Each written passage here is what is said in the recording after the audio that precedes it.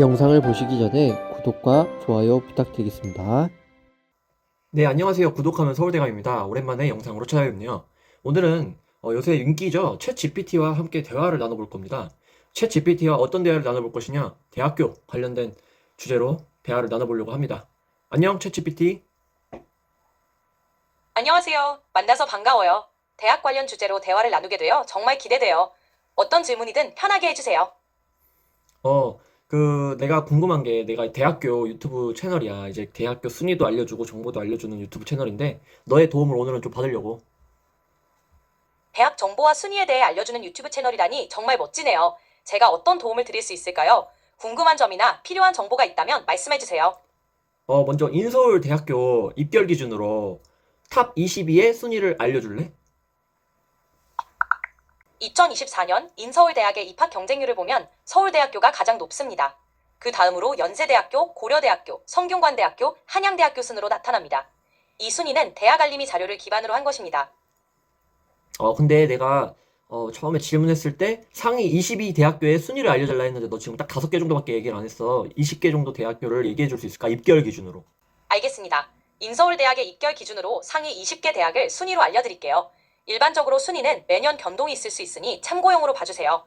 1. 서울대학교 2. 연세대학교 고려대학교 4. 서강대학교 성균관대학교 한양대학교 7. 중앙대학교 8. 경희대학교 9. 한국외국어대학교 10. 홍익대학교 11. 이화여자대학교 12. 서울시립대학교 13. 건국대학교 14. 국민대학교 15. 동국대학교 16. 숙명여자대학교 17. 서울과학기술대학교 18. 서울여자대학교 19. 광운대학교 20. 서울신학대학교. 이 순위는 참고용이며 대학의 입결은 매년 달라질 수 있습니다. 도움이 되셨길 바래요. 잠깐만, 방금 20위에 뭐라고 했지? 22위에? 제가 말씀드린 목록에서 22 대학은 서울신학대학교입니다. 혹시 더 궁금한 사항이 있으시면 알려주세요. 서울신학대학교라고?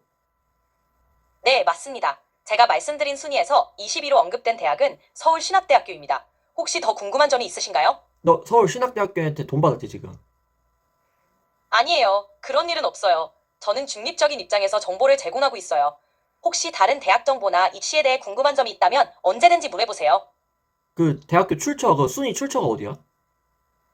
대학 순위는 여러 기관과 웹사이트에서 제공하는데 보통 대학 알림이 대학 입시 정보 사이트 그리고 교육 관련 연구기관에서 제공하는 데이터를 기반으로 합니다.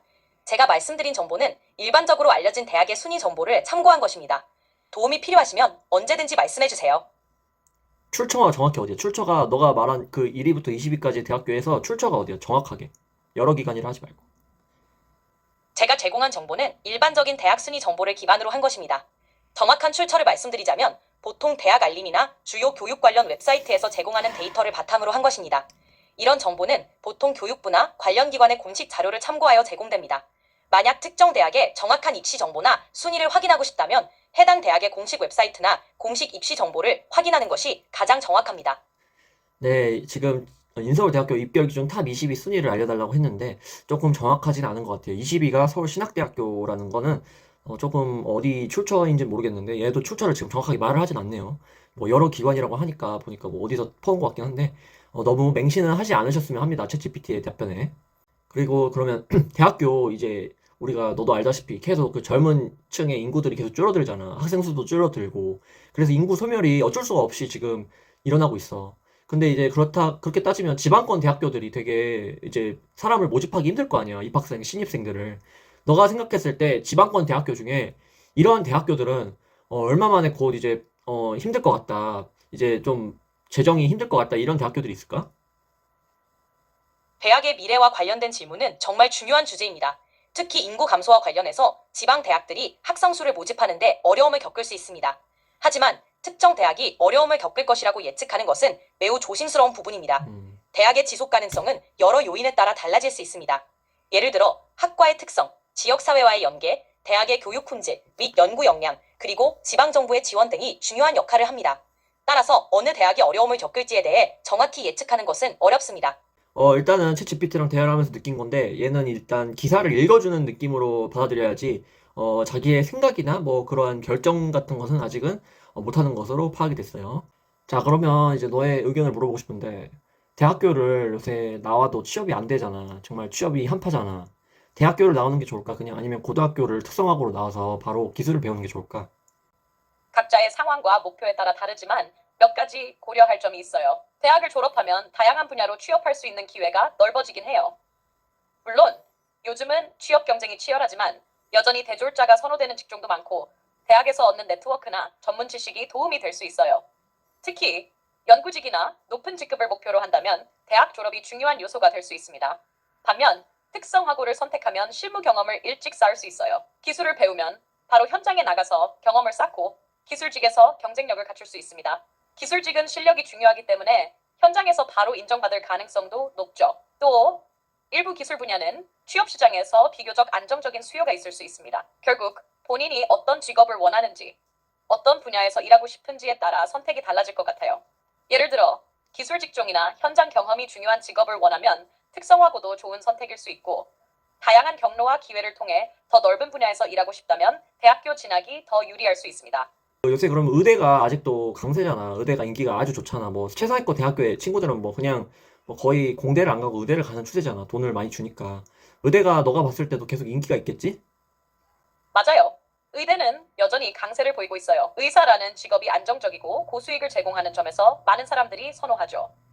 특히 의료 분야는 사람들의 건강과 생명과 직결되기 때문에 사회적 신뢰도나 존경도 높고 일자리도 지속적으로 필요하기 때문에 의대는 항상 인기가 많을 수밖에 없어요. 의대의 인기는 특히 고소득을 추구하는 학생들 사이에서 더욱 뚜렷해요. 의사는 높은 연봉을 받을 수 있는 직업 중 하나인데 대학 졸업 후 안정적인 수입을 얻을 수 있다는 점은 정말 큰 매력입니다. 또 의사로서의 사회적 지위나 자부심도 많은 사람들에게 중요한 요소로 작용하죠. 하지만 의대가 항상 인기 있는 이유는 단순히 돈만 있는 게 아니에요. 사실 의대에 진학하는 것도 쉬운 일이 아니고 공부와 훈련이 매우 힘듭니다. 의대생들은 긴 시간 동안 학문적으로 깊이 파고들어야 하고 그만큼 엄청난 스트레스와 부담을 겪을 수 있어요. 그런 점에서 의대를 가기 위한 결심은 쉽게 내리는 것이 아니죠. 그러나 앞으로도 의대의 인기는 계속 유지될 가능성이 큽니다. 물론 의료기술의 발전이나 의학 분야의 변화도 영향을 미치겠지만 사람들의 건강과 관련된 직업은 계속해서 중요한 위치를 차지할 거예요. 또한 고수익과 안정성 때문에 여전히 많은 학생들이 의대를 선택할 것 같습니다. 하지만 의대 외에도 다른 전공 분야들도 여전히 중요한 기회를 제공할 수 있기 때문에 의대뿐만 아니라 다양한 전공 분야에서도 기회를 찾을 수 있다는 점도 기억하는 게 좋습니다. 너가 봤을 때 이제 AI가 이제 확실히 발전을 많이 했잖아. 그러면 너가 봤을 때도 AI가 우리가 인간이 하고 있는 직업을 대체할 수 있는 직업들이 좀 많을 것 같아. 너가 봤을 때도. AI의 발전이 정말 빠르게 이루어지고 있죠. 특히 지금처럼 언어 처리, 데이터 분석, 자동화 기술 등이 발전하면서 많은 직업들이 영향을 받을 가능성이 커요. 사실 이미 AI가 일부 직업에서는 사람의 역할을 대체하고 있는 경우도 많아요. 예를 들어 데이터 분석, 고객 서비스, 제조업의 자동화, 심지어 의학 분야에서도 AI가 진단 보조 역할을 하고 있죠. AI가 대체할 수 있는 직업들은 반복적이고 규칙적인 작업을 많이 포함하는 직업들일 가능성이 큽니다. 예를 들어 회계나 법률 서류 검토, 콜센터 업무, 기본적인 데이터 입력이나 처리 같은 일들이 AI에게 대체될 가능성이 높아요. 또한 AI는 이미 상당히 고급 분석을 할 수 있기 때문에 일부 연구직이나 창의적이지 않은 반복적인 창작 작업에도 영향을 줄 수 있어요. 하지만 AI가 완전히 인간을 대체하기는 어려운 직업도 많습니다. 특히 사람의 감정, 직관, 창의력, 사회적 상호작용 등이 중요한 직업에서는 AI가 완전히 대체하기 힘들어요. 예를 들어 예술, 심리 상담, 복잡한 의사 결정이 필요한 직업들은 여전히 인간의 손길이 필요할 거예요. 결국 AI는 많은 직업의 방식을 변화시키고 일부 직무를 대체할 수 있지만 인간의 고유한 능력인 창의력, 감성, 사회적 상호작용 능력 등을 요하는 직업들은 여전히 필요할 것 같습니다. 오히려 AI는 인간의 일을 보조하고 효율적으로 만들 수 있는 도구로 활용될 가능성이 커요. 그래서 중요한 것은 AI의 발전을 이해하고 그에 맞춰 새로운 기술을 배우거나 인간만의 강점을 더욱 강화하는 거예요. AI와 협력하며 새로운 기술을 적응하고 활용하는 능력이 앞으로의 직업 세계에서 중요한 요소가 될 것 같아요. 프로그래머나 은행원, 뭐 약사 이런 것도 너가 대체 가능할 것 같아?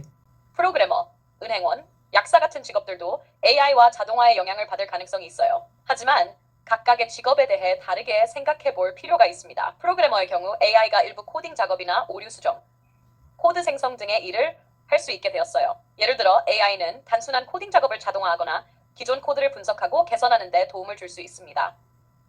그러나 창의적이고 복잡한 시스템 설계, 알고리즘 개발 등은 여전히 인간의 손길이 필요할 것으로 보입니다. 프로그래밍 분야에서도 AI는 도구로서 인간 프로그래머의 작업을 돕고 효율성을 높이는 역할을 할 가능성이 크죠.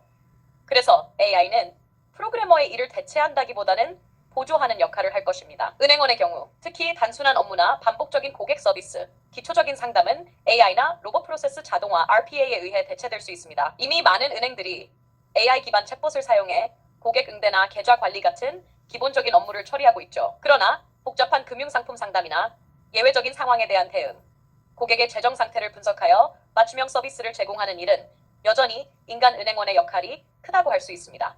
즉, 기본적인 은행 업무는 AI가 대체할 수 있지만 고급 금융 서비스나 인간적인 판단이 필요한 부분은 여전히 남아있을 거예요. 약사의 경우 약물의 분배와 처방에 대한 정확한 분석, 약물 상호작용 확인, 환자와의 상담 등에서 AI가 도움을 줄 수 있습니다.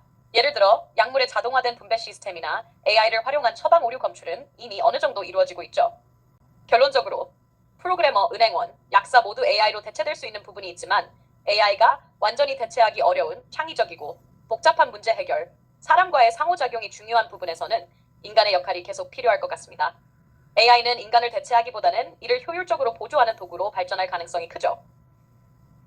그래, 그러면은 너가 생각했을 때는 이제 직업을 이제 완전히 대체하기는 어렵고 어느 정도 도움을 주는 시스템으로는 갈 수 있을 것 같다 이 말이네. 챗 GPT와 함께 대화를 나눠봤는데 느낀 점이라고는 이제 본인의 의견을 강하게 이제 어필은 하지 못하고요.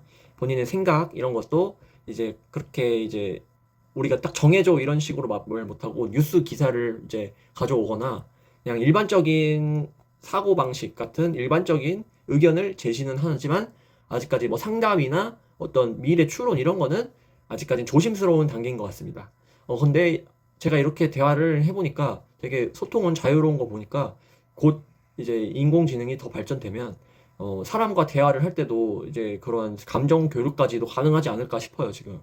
네, 이제 오늘은 여기까지 영상을 마치도록 하겠고요.